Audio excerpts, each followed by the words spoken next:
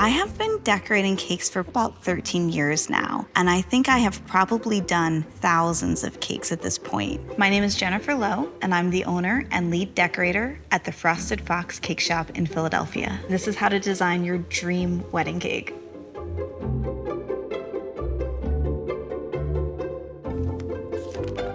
Most of our couples come to us about 2 to 6 months before their wedding date. By that point, they've often booked their venue, made some other general design choices, and they have a good sense of what their servant count will be. It's good if you've done a little bit of research just to kind of get a sense of which designs grab you. Is it formal or is it more rustic, big and glamorous? Are you gonna want to bring in a lot of color, or do you want to keep it in the classic white color family? Definitely consider the season of your wedding. A lot of our winter weddings will use really deep reds and greens and whites. Spring weddings will tend to be more shades of pastels, and our summer weddings tend to have a lot of really vibrant color. We know the flavor is really important. At our shop, what we'll do is we'll have a little tasting to-go box, some of our most popular cake flavors, as well as some of our most popular filling options. What our couples will do is they'll pick them up from our shop, they'll try them on their own, and then they'll schedule a time to talk about design after they've had a chance to try everything. We find that this is one of the most fun part of wedding planning altogether. So there's lots of different textures that you can put on the sides of your cake. You can ice a cake very smooth. You can ice it smooth, but with pieces of cake showing through, so it has that semi-naked feel. A horizontal texture, vertical lines, diagonals, soft spackle texture, live edge. There's lots of different floral options. We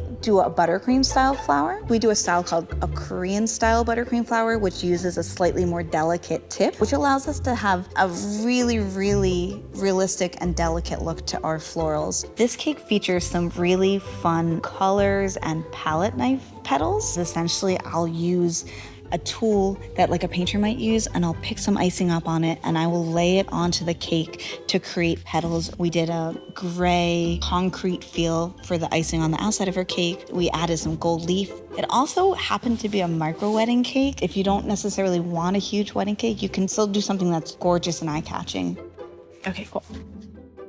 On this page, I have a semi-naked cake that's been accented with gold leaf. Gold leaf is real gold that's been pounded super, super thin. It is very, very delicate. It's a little expensive, and it's totally edible. These are examples of a modern Lambeth. They have that kind of traditional feel with lots of different piped swirls and dollops and swoops, but done in a more playful color palette.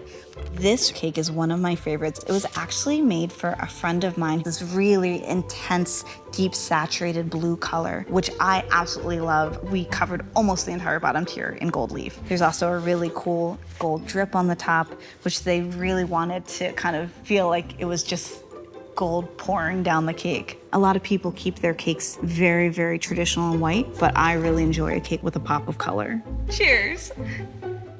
I keep getting icing on my nose.